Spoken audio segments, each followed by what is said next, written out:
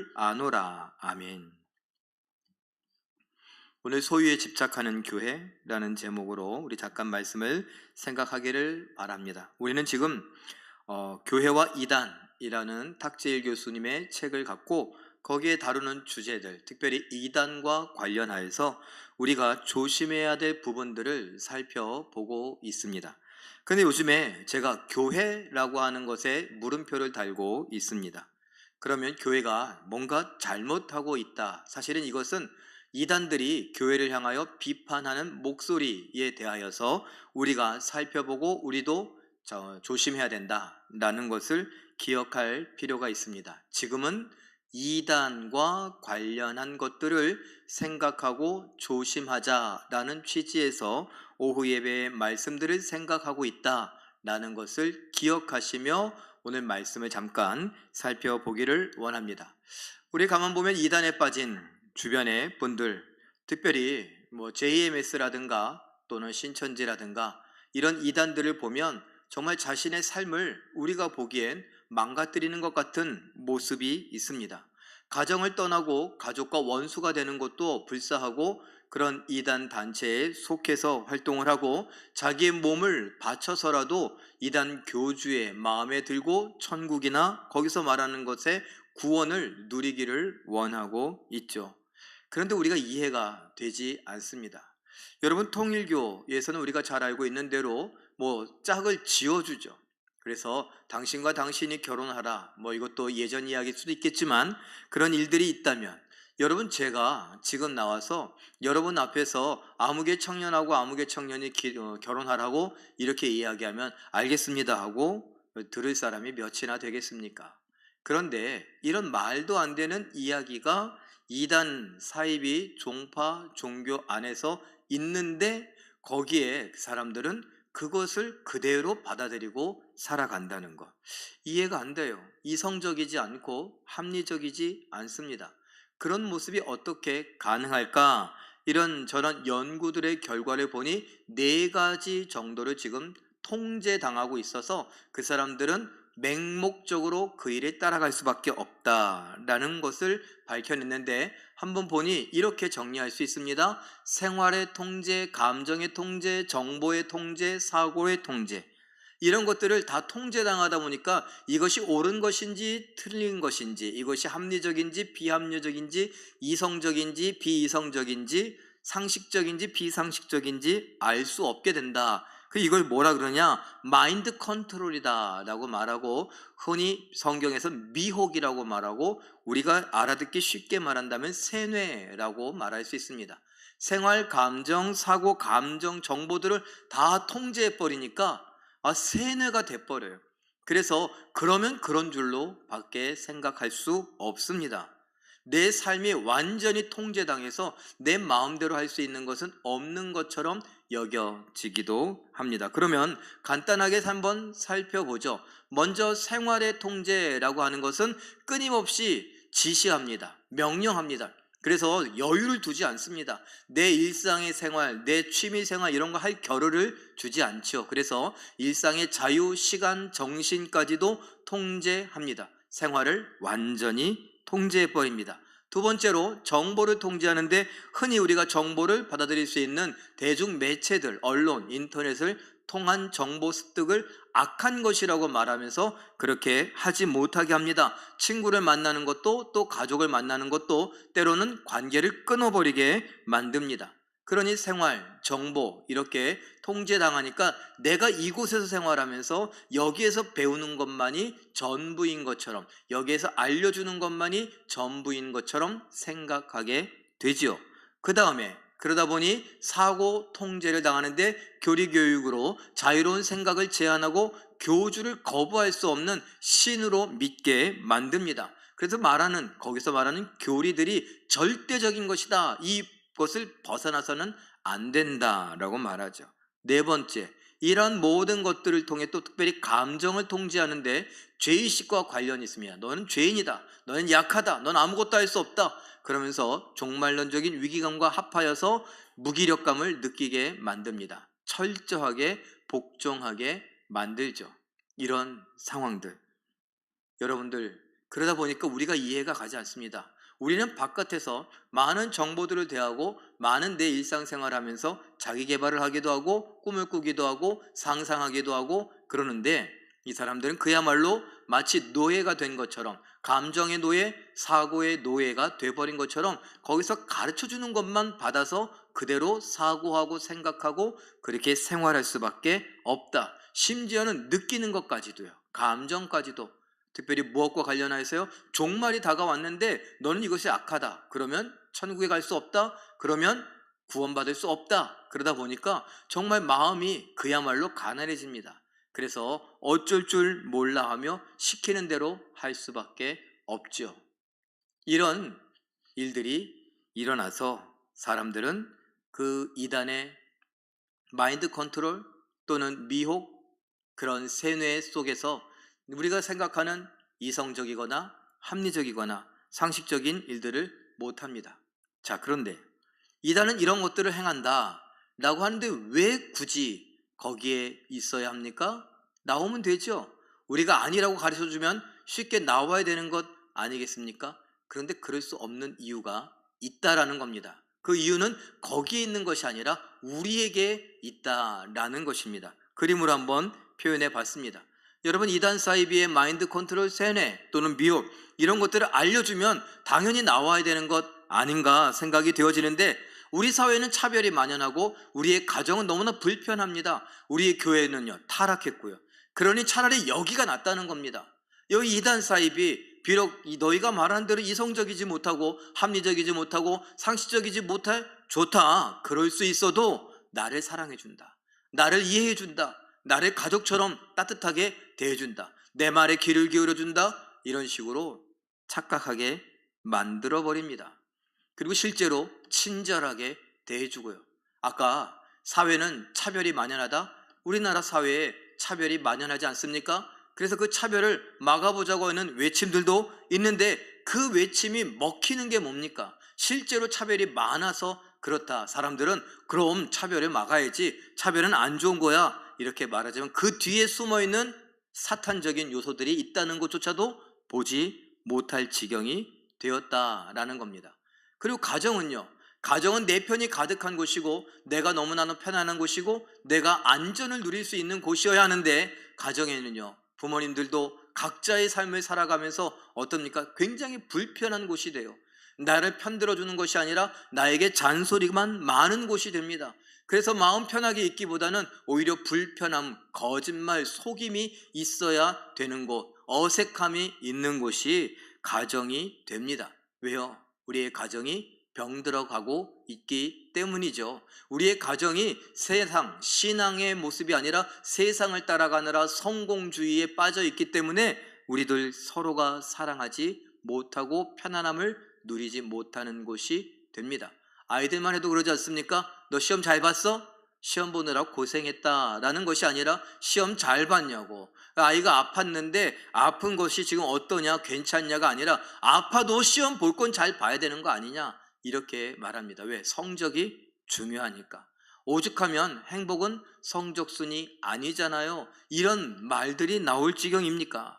성적 우수, 이것이 우리에게 가장 중요하게 여겨지니까. 우리는 누군데요? 교회예요. 우리는 성도예요. 믿음을 갖고 살아가는 우리들조차도 그렇게 가니 이것이 타락이 아닌가? 굳이 어떤 잘못된 모습이 있어서만 타락이 아니라 교회가 교회답지 못하고 신앙을 갖고 있는 성도들이 다른 신앙 없는 사람들과 똑같이 살아가는 모습이 자녀들 보기에는 이건 말이 안 된다는 겁니다. 이거는 그야말로 옳지 않다는 겁니다. 이론과 실제, 이상과 현실이 괴리감을 느끼는 곳이 교회다 보니 이것이 안 된다는 거죠. 게다가 아까 이야기한 대로 더 큰 타락의 문제들도 많이 있기 때문에, 교회라고 하면 오늘 제목과 관련하여서 소유, 어쩌면 불교에서 무소유를 이야기한다, 교회도 무소유를 얘기하는 거 아닙니까? 예수님께서 가난한 자들에게 우리의 것을 다 나눠주라고, 초대교회를 우리는 흠모한다고 하는데 초대교회에는 자기 것을 자기 것이라고 하는 자가 없이 다 내어놓고 서로 나누는, 그래서 거기에서 공산주의가 나온 것 아닙니까? 그래서 우리가 공산주의를 갖고서 막 따라간다고 우리나라의 좌파들이 그렇게 이야기하고 있는 것 아닙니까? 그러나 여러분들, 그것은 본딴 것이지 실제 초대교회를 향하여 가는 것이 아님을 역사적으로도 보여주고 있으니, 이것 공산주의도 또 다른 사이비 종교와 같다는 것을 기억하시며 우리가 조심할 필요가 있죠. 어찌됐건 교회의 아름다운 모습이 사라지고 타락된 모습, 소유에 집착하는 것처럼 보여지는 모습들이 이 세상 사람들의 마음을 상하게 하고, 차라리 여기 이단 사이비가 내 생각, 감정, 또 내 생활 정보를 통제하면서 이성적이지 못하고 합리적이지 못하고 상식적이지 못한 것처럼 보여줘도 적어도 날 사랑해준다, 나에게 친절을 대해준다, 이런 것들이 있어서 둘 중에 어디 갈래? 라고 하면 나와서 교회 가는 것이 맞는 것 같은데 차라리 여기에 있겠다 하는 모습이 있다는 겁니다. 가슴 아픈 일이죠. 다음 그림을 한번 표현해 보겠습니다. 여러분, 정말 이 교회가 세속에 물들어서 더 많은 것을 소유하며 많은 수와 크기를 자랑하는 현대교회, 타락한 교회의 모습인데, 이것을요 누가 고발하느냐? 통쾌할 정도로 거칠게 비판하고 고발하는 이단들이 있다는 거예요. 유튜브 영상을 봐도 많은 교회를 욕하고 목사님들을 욕하는 사람들이 있습니다. 자기도 목사라고 말하고 자기도 전도사라고 또는 강도사라고 말하기도 합니다. 조심하세요. 그도 이단일 확률이 높습니다. 대놓고 그렇게 욕을 마음껏 하는데 어떻게 해요? 카타르시스라고 하지 않습니까? 쾌감이 느껴져요. 나는 우리 교회에 대하여, 목사님에 대하여 함부로 말할 수도 없는 것 같은데, 이 목사님은, 이 전도사님은, 이 강도사님은, 아무개 집사님은 대놓고 유튜브 방송에다가 정말 짜릿할 정도로, 쾌감이 느껴질 정도로, 시원할 정도로 욕을 쏟아놓고 비판을 쏟아놓고 있다라는 것이죠. 그럼 우리가 그 비판의 모습을 보면서 같이 맞아 그러는 게 아니라 안타까워하는 마음으로 우리 회개를 하며 기도해야죠. 지금 우리는 이단에 대해 공부한다고 그랬습니다. 이단에 대해 공부하면서 이단이 욕하는 교회를 보며 우리 스스로를 돌아보고 우리가 회개해야죠.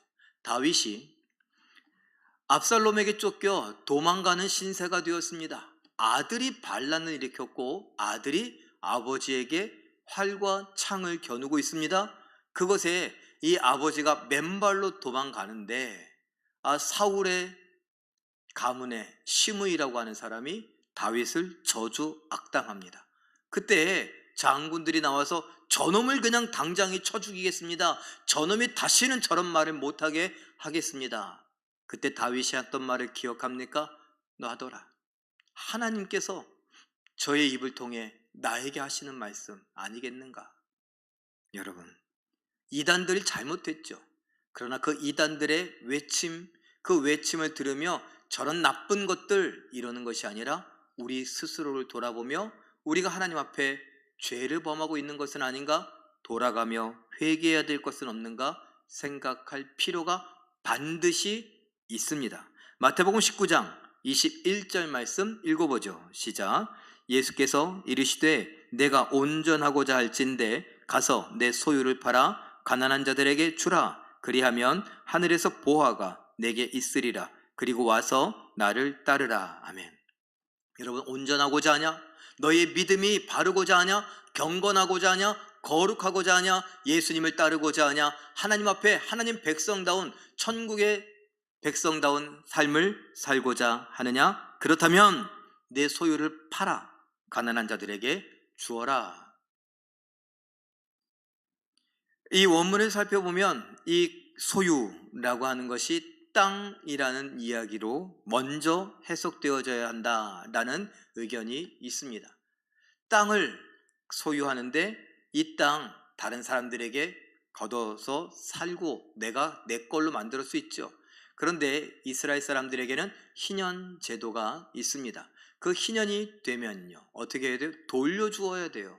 그런데 돌려주지 않고 여전히 내 것으로 갖고 있는 것, 말씀에 순종하지 않는 모습에 대하여 비판을 하며 예수님께서 네가 돌려주지 않는 그 땅을 가난한 자들, 너에게 땅을 빼앗긴 자들, 너에게 땅을 담보로 맡긴 자들, 그들에게 돌려주어라 라는 것입니다. 그런데 어떻게 해요? 이것이 꺼림직하다라는 거예요. 왜요? 내 재산이거든요. 말씀에 따라 돌려준다는 것이 아무런 대가 없이 그냥 돌려준다는 것이 너무 힘든 일이거든요. 여러분, 이것이 지금 우리 교회에, 대한민국의 교회들에게 선포되어진다면 어떻습니까? 희년이라고 말하는 건 50년. 여러분, 우리 교회도 이제 50년을 향해 가는데 이 희년에 우리가 하나님께서 주신 것들에 대하여서 기뻐하며 모든 것을 그냥 다 나누어 줘 버린다 할 수 있겠습니까? 우리에겐 땅, 우리에겐 재산, 우리에겐 돈, 이런 것들이 얼마나 있습니까? 이것을 움켜쥐고 우리의 만약을 대비해서 우리가 이런 것들은 비축해 두어야 된다. 이제 사택이 없으니까 사택도 좀 준비해야 되지 않겠는가? 우리가 또 다른 기관들, 다른 것을 준비하기 위해서 뭔가 더 사야 되고 뭔가 더 준비해야 되고 뭔가 더 가져야 되는 것 아니겠는가? 이런 말들 나올 수 있습니다. 그러나 하나님 말씀에 순종하는 것이 더 먼저다라는 거죠. 내 소유를 팔아 가난한 자들에게 주어라. 너에게 그 땅이냐, 그 돈이냐, 아니면 하나님이냐? 어떤 것이 더 중요하냐? 우리에게 묻는다면 교회인 우리는, 성도인 우리는 뭐라고 대답해야 되겠습니까? 누가복음 12장 15절 말씀 읽어봅니다. 시작. 삼가 모든 탐심을 물리치라. 사람의 생명이 그 소유에 넉넉한 데 있지 아니하니라. 탐심을 물리치다 라고 말합니다. 물리치라고요. 여러분, 우리가 교회이면서 성도이면서 이건 탐심이라고 말하지 않으면서 우리가 많은 것을 움켜쥐고 있다면 하나님께서도 과연 그것을 탐심이라고 말하지 않겠습니까? 탐심이라고. 그것은요 욕심입니다. 욕심이 잉태한 즉 죄를 낳고 죄가 장성한 즉 사망을 낳느니라. 바로 우리에게 주시는 말씀일 확률이 높다는 겁니다. 이것은 예수 안 믿는 사람들에게 하는 이야기 아닙니까? 천만에요. 성경을 살펴보면 그것은 믿음의 교회들, 믿음의 사람들에게 주시는 말씀입니다. 예수님을 따라간다는 것이 바로 이러한 것이라고 우리에게 알려주고 있는데, 오늘 우리가 그런 말씀들은 다 제해놓고 이것은 다른 사람들이 들어야 되는 걸로 여기며 나는 귀를 틀어막고 내 마음은 딱딱하게 굳은 채로 있어 여전히 탐심을 갖고 여전히 끌어모으려고 하고 여전히 많은 것과 여전히 큰 것을 자랑한다면 우리는 교회의 이름을 쓴 교회 아닌 자들이 될 수 있다는 것 기억하시길 바랍니다. 우리도 모르게 양의 탈을 쓴 늑대 이리의 모습으로 교회인 척하고 살아갈 수 있다는 것을 명심하시기를 바랍니다. 알곡과 가라지 이야기를 하면 우리가 가라지이면서 알곡인 척 하는 수가 있다는 것을 기억하시길 바랍니다. 그럼 제가 우리 교회는 가라지입니다, 우리 교회는 양의 탈을 쓴 일이 늑대입니다 라고 말하는 겁니까? 그렇지 않기 위해서 우리가 움켜쥐려고 하는 모습이 있다면 이것을 흩어서 나누어야 된다라는 이야기를 하고자 하는 것입니다.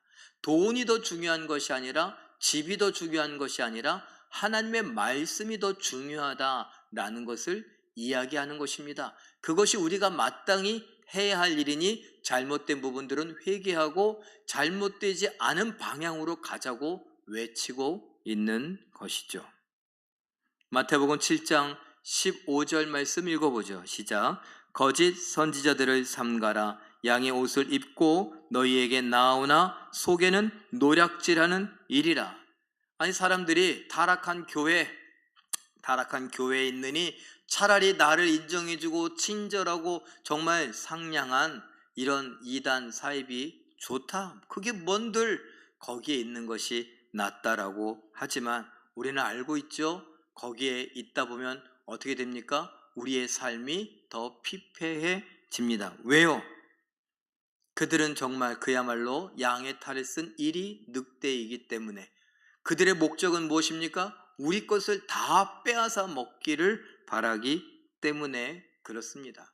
사기꾼들이 약속을 잘 지키고 참 친절하죠. 나중에 보면 사기꾼인 것을 알게 되었을 때 이미 늦었습니다. 이미 우리는 사기를 당하고 우리 것을 다 빼앗기죠. 잃어버리죠. 왜 사기꾼이 우리에게 친절하고 우리에게 따뜻하게 말하고 우리와의 약속을 잘 지켰을까요? 더 많은 것, 우리의 모든 것을 빼앗아 가기 위해서 그랬다는 것을 우리는 기억해야 하는 거죠. 이 원리가 우리의 영적인 부분에도 똑같이 이루어지고 있다는 것입니다. 사도행전 20장 29절 30절도 읽어봅니다. 시작. 내가 떠난 후에 사나운 이리가 여러분에게 들어와서 그 양떼를 아끼지 아니하며 또한 여러분 중에서도 제자들을 끌어 자기를 따르게 하려고 어그러진 말을 하는 사람이 일어날 줄을 내가 아노라. 사나운 이리가 아끼지 않는다. 그러면서 어떻게 해요? 자기를 따르게 하려고 노력한다라는 것입니다. 이리가 자기를 따르게 하려고 우리의 모든 것을 빼앗아 먹으려고 잘해준다라는 것이죠. 그러나 진짜는 우리를 위하는 것이 아님을 기억해야 합니다. 오늘 본문 말씀에 요한일서 2장 18절에 뭐라고 했습니까? 마지막 때다. 마지막 때엔 적 그리스도들이 많이 일어난다. 우리는 적 그리스도가 히틀러냐 네로 왕제냐 뭐 이런 몇 사람들의 이야기로 했었는데 사실은 그 마지막 역사에 그런 사람이 나타날 수 있겠지만 대부분의 역사의 경우에는 적 그리스도들입니다. 이것은요, 안티크라이스트들, 예수를 반대하는 자들, 예수를 못 믿을 자라고 말하는 자들, 예수를 헷갈리게 하는 수많은 이단 사이비들, 그리고 어쩌면 거기에 많은 교회들이 편승해서 예수님에 대하여서 잘못 믿게 하는 일을 한다면 그런 말을 들을 수 있다는 겁니다. 그리고 요즘에 많은 그 성도들을 헷갈리게 하며 함께 멸망의 길로 달려가고자 하는 목사들이 일어나고 있습니까? 그들도 이리와 같을 수 있습니다. 그러니 우리 성도들 깨어서 기도하는 수밖에 없습니다. 마가복음 14장 38절 말씀 읽어보죠. 시작. 시험에 들지 않게 깨어있어 기도하라. 예, 수많은 적 그리스도들이 일어나서 예수 믿는 것을 방해합니다. 예수 믿는 것을 헷갈리게 합니다. 그러니 그들 중에 혹시 자기의 야망에 빠져 있는 잘못된 믿음을 갖고 있는 잘못된 설교를 하는 목사들이 있다면 그것까지도 우리가 깨어서 기도하며 우리가 분별할 수 있어야 합니다. 우리가 속아서는 안 됩니다. 목사님, 그렇게 하시면 안 되지 않습니까? 말씀엔 그렇게 하지 않는데요. 이것은 정말 교회를 위하고 성도를 위하고 나라를 위하고 이웃을 위하는 것, 하나님의 영광을 위하는 것이 맞습니까? 아니면 혹시 하나님의 영광이라고 말했지만 목사님의 야망을 위한 것은 아닙니까? 왜 우리 교회가 크기를 자랑하고 많은 수를, 많은 헌금, 돈, 부동산 이런 것을 자랑하며 하나님께서 우리에게 복을 주셨다고, 은혜를 주셨다고 말하고 있습니까? 정말 그것이 하나님의 복이고 하나님의 은혜입니까? 라고 질문할 수 있어야 되고 위하여 기도할 수 있어야 하는 것입니다. 우리 교회 마찬가지입니다. 제가 여러분 앞에서 하나님의 은혜를 운운하면서 하나님의 뜻이라고 말씀이라고 운운하면서 제 욕심이나 제 야망을 위하여서 뭔가 계획을 세우고 그것을 듣지 않고 몰아붙이고 밀어붙인다면 여러분들 중에 누군가는 깨어 기도하며, 그런데 목사님, 이것이 정말 하나님의 뜻 맞습니까? 하나님의 뜻이라면 우리 성도들의 마음에도 하나님의 뜻임을 알 수 있어야 하는 것 아닙니까? 이런 말 정도는 할 수 있어야 합니다. 그것도 말을 듣지 않고 계속해서 우긴다면 여러분들 장로님들과 함께, 안수 집사님들과 함께 저를 찾아와서라도 이건 아닙니다 라고 말씀하시고, 그래도 안 들은다면 목사님이 여기까지인 것 같습니다 라고 말씀하실 수 있어야 합니다. 이것이 교회를 지키는 것이고, 이것이 우리 성도들을 위하는 것이고, 믿음을 지키는 것이며 하나님의 뜻을 이루어 가는 것입니다. 사랑하는 성도 여러분, 말세, 우리는 계속 말세를 향하여 더 달려가죠. 오늘보다 내일은 더 말세일 것입니다. 오늘보다 내일은 더 어두워질 것입니다. 오늘보다 내일은 더 타락할 것입니다. 세상이에요. 그러나 우리가 똑같이 타락해 갈 수 있겠습니까? 우리는 믿음을 지켜야 합니다. 이 어둠의 세상에서 아무리 힘들어도 믿음을 지키고 그 믿음으로 하나님께 영광 돌려드려야 합니다. 그것이 오늘 부활을 아는 것이고 그 부활로 천국을 소망하는 자의 것이라고 우리는 오전에 살펴보았죠. 사랑하는 성도 여러분, 소유에 집착하는 교회, 그 교회는 이단들에게 손가락질 당하고 있는 교회입니다. 그리고 성도들을 이단들에게 가보라고 말하는 것과 똑같습니다. 그러니 우리의 교회만큼은 소유에 집착하는 것이 아니라 말씀에 순종하며 나누고 베푸는 것에 더 힘쓰는 교회가 되어야 할 줄 압니다. 참 오전에 감사한 것은 제가 숫자를 잘 계산하지 못해서 오늘 사랑과 감사와 사랑의 꾸러미를 넉넉하게 준비하지 못했습니다 라고 2부 예배 때 말씀을 드렸습니다. 그랬더니 많은 분들이 줄여가서 오히려 한두 개가 더 남았습니다. 한 열 몇 개 모자랐어야 되는데 오히려 여러분들이 좀 배려해 주시고 이해해 주셔서 한두 개 남을 정도가 되어서 그 남은 것 때문에 제가 보고, 야, 우리 성도님들이 이젠 이 정도까지 넉넉해지셨구나, 이 정도 마음을 갖고 계시는구나 라는 생각을 하고 감사했습니다. 예, 이런 겁니다. 조금씩 조금씩 더 정말 영적인 부자가 되어서 내가 돈은 좀 없어도, 내가 집은 좀 없어도, 내가 차는 좀 없어도 그래도 하나님이 기뻐하신다면 얼마든지 나누겠노라고 하며 나누고 베풀고 하나님께 영광 돌려드릴 수 있는, 또 이단들이 손가락질 할 때에 우리 성도들은 우리 교회는 안 그러는데 라는 그런 확신이 드는 그런 교회, 그렇게 견고함을 지켜가는 우리 성도들, 우리 제일교회 되시기를 예수님의 이름으로 축원합니다. 우리 함께 합심해서 기도하죠.